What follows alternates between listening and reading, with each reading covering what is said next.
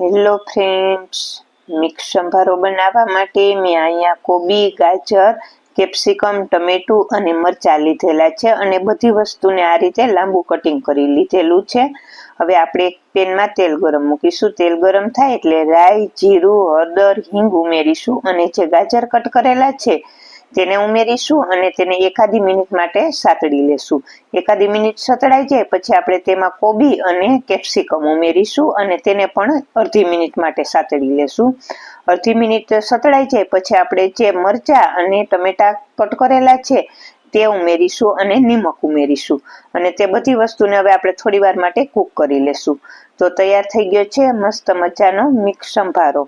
Full video જોવા માટે પેજને લાઈક કરો અને ચેનલને સબસ્ક્રાઈબ કરો.